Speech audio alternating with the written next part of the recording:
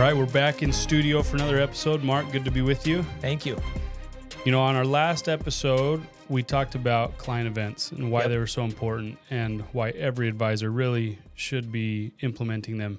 And you've done a lot of these types of presentations and helping advisors build good referral sources, do client events, and it's really all about building better connection and understanding who your ideal clients and customers are in the first place.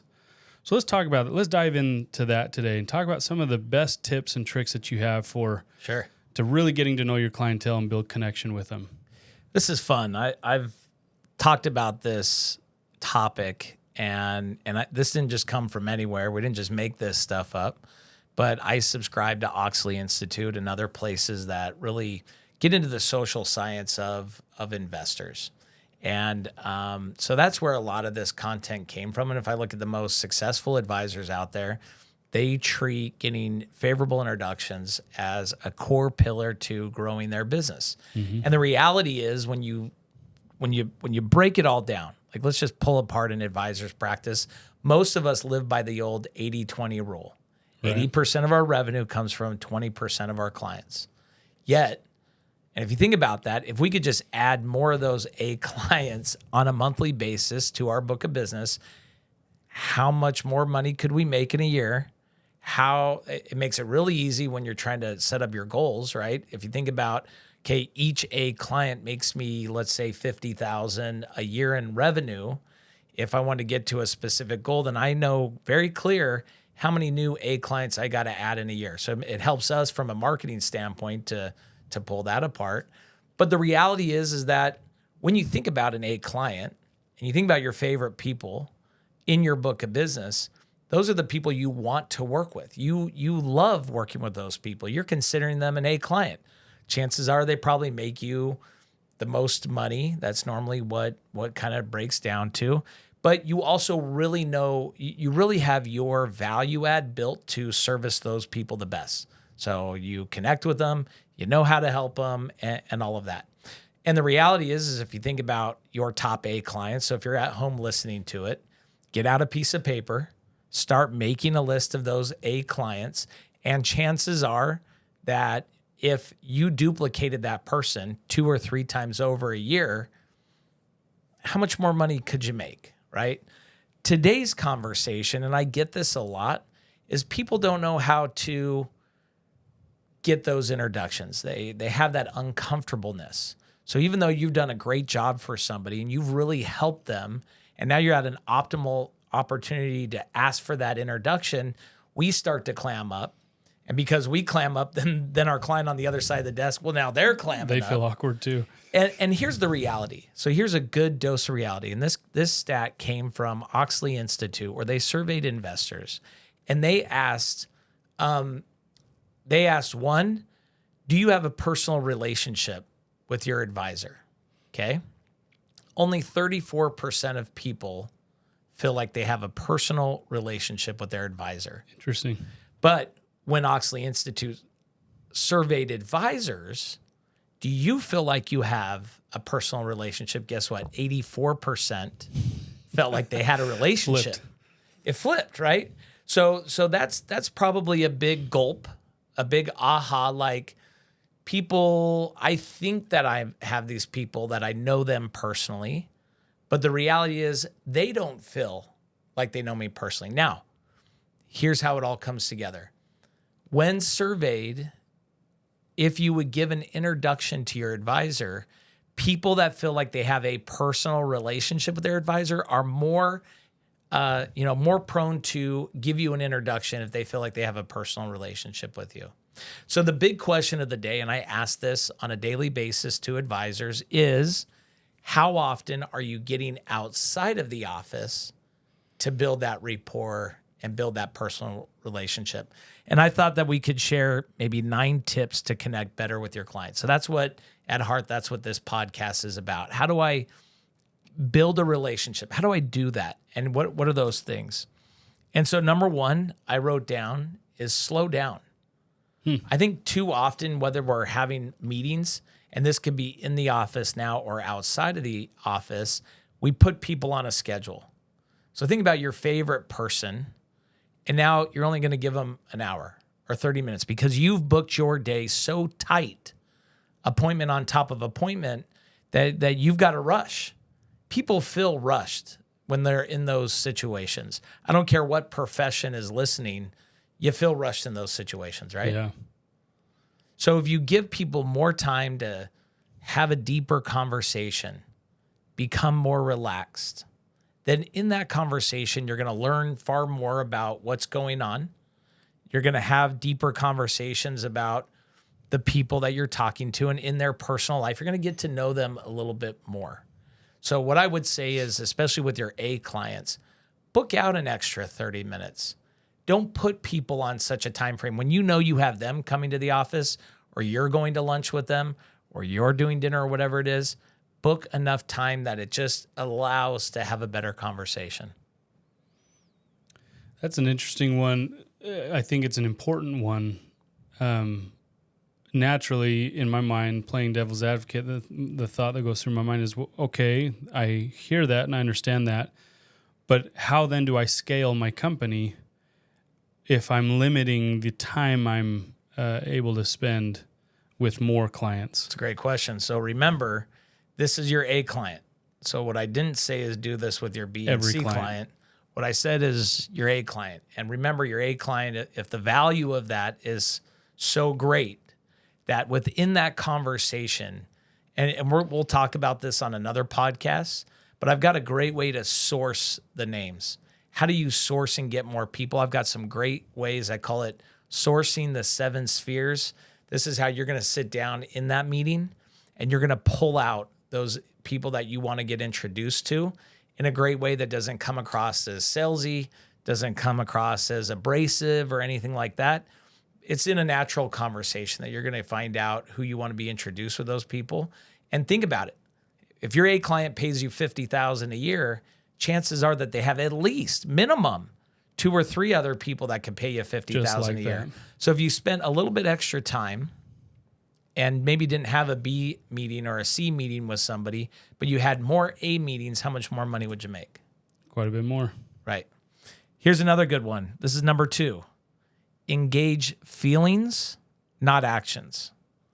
You want to have more feeling conversation, right? The old adage, if they feel you, they start to hear you, right? But how often, most of us advisors, we have how conversations. Here's how to invest. Here's how to do a Roth conversion, right?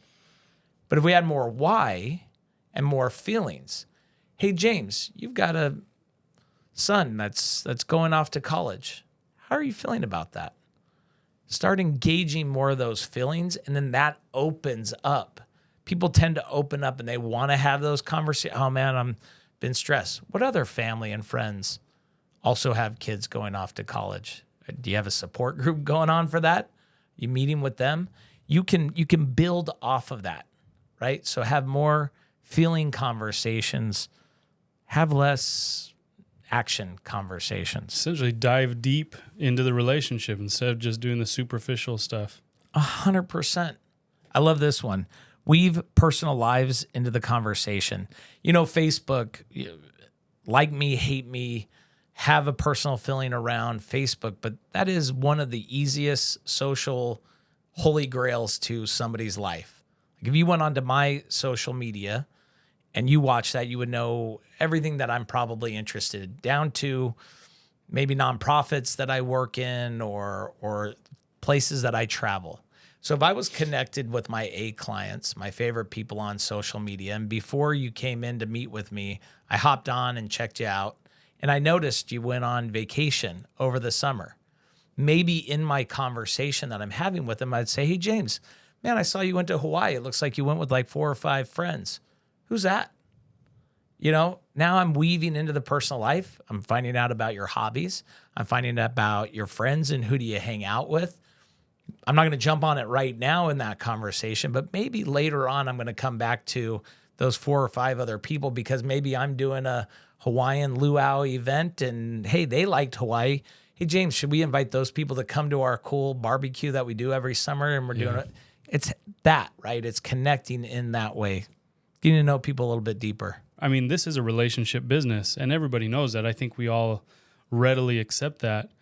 But if we're going to accept that, well, let's go head first. Let's dive deep into this and recognize that everything is about relationships. So why not make everything about the relationship in your marketing, in your client meetings, in your client events, all this different stuff? Get to know them, really get to know who they are, what they like, and it will change the way that you approach your business. Well, here's another one. You know, I've got a top mega producer in Salt Lake, and he gave me this one, which is never eat lunch alone.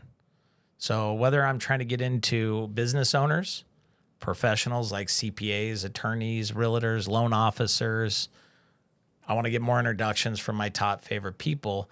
If you could book out over the lunch hour, so it's, you know, there's a time situation there. You don't have to extend out and have this long, super long meeting, but you can book out every lunch out with somebody. How much new people, you know, how many new connections can you make?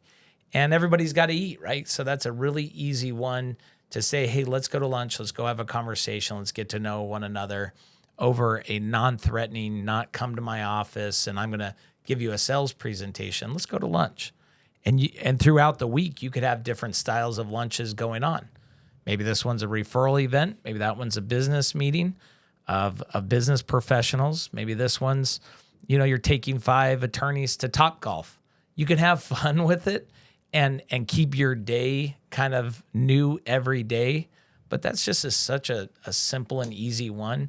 Yet again, too often, we're so rushed in between appointments. We're eating our sandwich at our desk, trying to get to our next call or Zoom meeting or whatever it is. Slow down and be strategic. And if you can be strategic with just lunches, it would be scary to see how many new names, how many new opportunities you uncovered in a month by just never eating lunch alone. Yeah. So here's the last one as we kind of wrap up, but, you know, leverage your home. Leverage your home. I think of the events, you know, we have Christmas parties and we bring people in. I think I've got a ton of advisors that use their home throughout the year, whether that's pregame before a college sporting event or whether that's doing a toy drive or things like that. There's something powerful about bringing people in, being a little bit more vulnerable and allowing people to see, like, this is my family. This is how I run my household. This is who I really am. Past the desk in the office, this is who I really am. And you could have so much fun with it. You know, leverage your home, bring people in, show them that you care, invest into that time. Sounds like we got a broken record going, but that's really, you want to get to know your best people in a really intimate place. Bring them in, have dinner bring their family, do a Sunday dinner together. I mean, just simple things like that, but be mindful about it. I like that idea. I think, you know, obviously when you start a business, when you're an advisor, you're starting out your firm, you know that you need to resemble a certain level of credibility. You need to be a certain level of professionalism or whatever to be taken seriously. But there's a fine line, I think, that is between professionalism and real, authentic, genuine personality. And oftentimes it's hard to be vulnerable sometimes because you open yourself up for the chance that they say no or the chance of rejection or failure. But that is usually where the deepest connections are made, is where you are now vulnerable. And I don't know of another place that could become more vulnerable than inside your own home. Yep. It's like, this is who I am and this is who my family is. And I also think that there's very few places where you can build connection like breaking bread together over a table. 100%. I love that. That's idea. where you can take interest into them, right? And they get the chance to take interest, you know, in you and what you're doing. And so there's a connection that takes place there.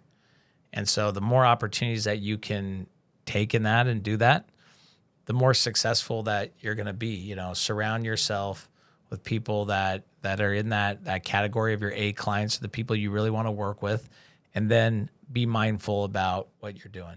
I love that.